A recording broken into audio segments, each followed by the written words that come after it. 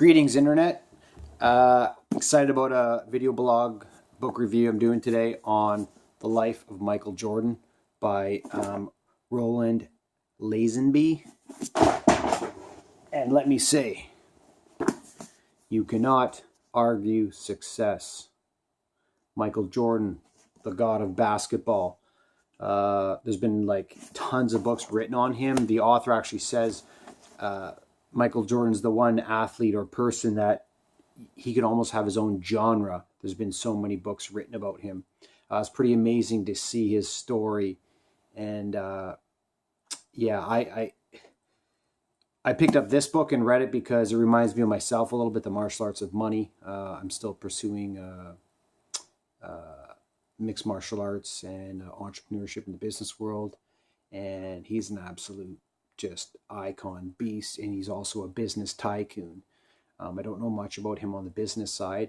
And I grew up like watching Michael Jordan, but I wasn't a huge basketball fan. I was into hockey. I'm Canadian. That was kind of how we were brought up. But I remember seeing all these big games on TV, and it was a big deal. And he was just winning all these championships. But it's cool. His story, the book starts from, they're talking about his great-grandfather and how he was, at that times were very different, man, when you were, like, he was on a log and pushing the logs down a river, and they didn't have much to live on, and many people died and stuff like that. So in 3 generations being in America, you can achieve the largest success, which he did. Like top of the ladder for the most competitive sports. You reach the top of that mountain. One interesting thing with Jordan is that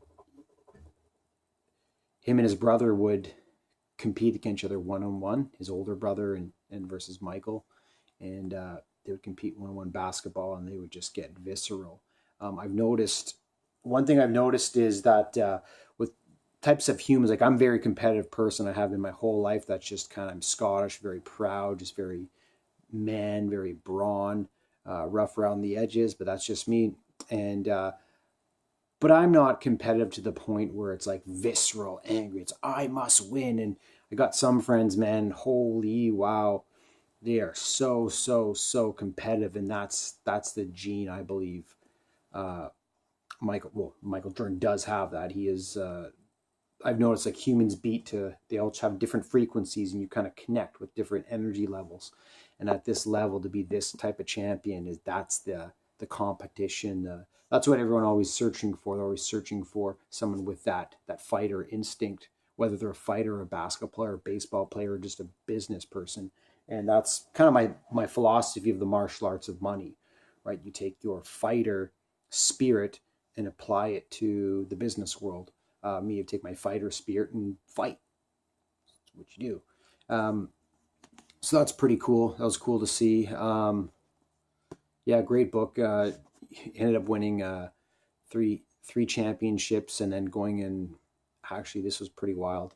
So he won his 3-peat championship in a row, and then his father gets murdered shortly after by just some douchebags. They just shot him in the chest they didn't know it was Michael Jordan's dad. And then he quits basketball, and then he goes to play baseball, and he's doing well, making progress there, but he hangs up that towel and comes back and plays and wins 3 more championships, man. Like, what? You can just walk out of the game, come back in, and still kill it. And then it was really sad to see. As I was reading the book, I've seen it before. These principles, people's egos getting in the way, like when you build a good team, and just these stupid things like get in the people's way and block them from building a franchise team. And anyways, they end up breaking up the team because they traded Scottie Pippen because they weren't paying him what he was worth, and then which he worked super hard. And Jordan made the NBA billions of dollars, and the Chicago Bulls turned their franchise around. And he was making an average wage because Jordan was making money, a lot of money outside of basketball. Oh, listen to this one. So before he played a minute of professional basketball, he was already a multimillionaire because of his deal with Nike. And that's a really interesting story, the whole Nike part. Um, yeah, that's pretty cool. Um, so yeah, back to the about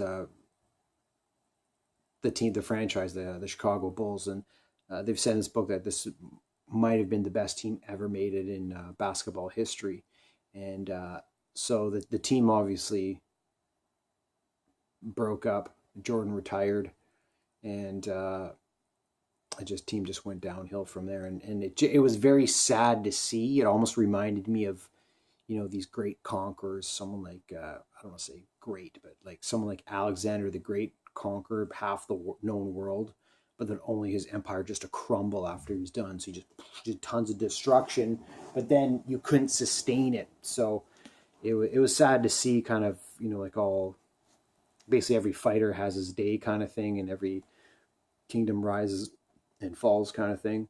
It was just sad to see when you see people's egos getting in the way, blinding of the whole team, and the franchise could have stayed together. And they predict they could have maybe won 2 more championships, which would have been insane. But anyway, that didn't happen. That's kind of romanticizing the side of it. You got to deal with the reality. But then Jordan still wanted to stay in basketball, and so he went to the Wizards, and they were just a terrible team, just like the worst team ever. And Jordan was looking for a way to buy. He bought into the company, so he was a part owner, and he wanted to turn the company around, or the team around. And the best way he thought that he could do it was to play on the team. So what he did was, in the NBA, you can't be a player and a business owner of a team. So he gave up his shares to the owner and said, I'll come back as the majority shareholder after. And I think Micheal was 38 or 40 years old. And this is after he's just been like killing his body. I'm 35, and I got a little bit of a back injury right now. That was kind of scary to see in the Andre Agassi book.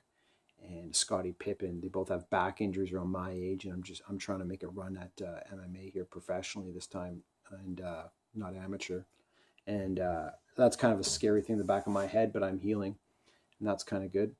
But yeah, Michael Jordan, 40 years old, and come back to play with all these guys, and he had bad knee problems because the years he's pounding on his body. Like, his work ethic was insane. He would talk so much trash to everyone, every practice, every game, just pounding.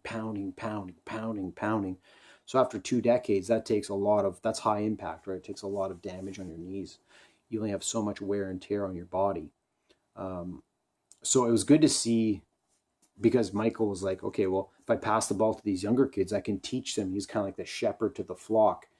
And the Wizards were doing well. I think they went on a 12-game win streak, but they just shit the bed. They just, you're playing with, like, this is dog eat dog. Every wolf's trying to get a piece of the meat. So this is utterly ruthless. And then Kobe Bryant, he was like a copycat of Michael Jordan. I shouldn't say copycat. It's just part of evolution of basketball.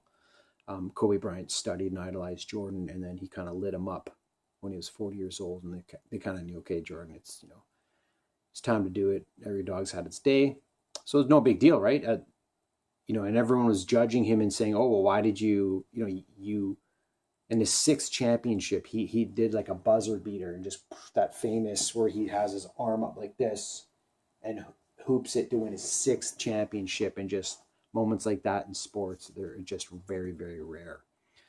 And that's legendary status for sure. And then so there's nothing for him to achieve. Why would he come back and play in the Wizards and embarrass himself at 40 years old and kill his stats and all that? And he really said, he's like, I didn't really want to retire. I just had to, because the franchise kind of broke apart, and I felt like I was forced out of the game. I didn't really want to be forced out of the game. So I feel like there's a part of my soul that was, still searching for something. And he's like, if I come in the Wizards and I suck, who cares? Like, I have nothing to lose, but at least I did it, right? And he's like, it would hurt me more if I went through the rest of my life wondering what happened if I went and played on the Wizards. And so you got to really respect them, anyone who does anything like that in their life. And I just try to replicate. I try to do the same thing. I try to put my own heart into the world, impose my own will into the world, because that's what I do when I actually do get to fight in the octagon. And I believe that's the winning mentality. So so oh yeah, but then when I'll just wrap up the story, then and sorry for all the spoiler alerts, but if you want to read the book, it was a long book. It's like 660 pages, and the pages is like, pretty small font. The pages are full, so this was a big book, but I flew through it. I was surprised. And so what I was going to say, yeah, so the Wizards, he brought his people into the Wizards because he was a minority shareholder to make changes and blah, blah, blah. And apparently they were all rude to everyone, and everyone hated Jordan and his team. So when Jordan stopped playing for the Wizards, I think he played one season, he went and talked to the owner, and after all he did for the team, and brought new fan base and revenue, and the owner gave him a check, just didn't say anything, just paid him just to get out. And Jordan was supposed to receive the majority shares of the Wizards, and he just got totally sandbagged. So yeah, he apparently left a check and just left, and that's that, and that's the story. But amazing book. Get in the mind of a champion, be your own champion, paint your own story. There was one thing I heard, though. One thing I heard that the other day from Jay Goltz, the street smart entrepreneur. It said, and I thought of Jordan. It was like, okay, people write these books about all these great people, these great tycoons and overachievers and stuff, but then, what would their family write a book about? What would they say? And he was saying that they would probably have a different things to say about them, what the great books say. So there's always two sides to every coin, right? And that really struck home with me. And this comes in the martial arts of money. You're building your own philosophy.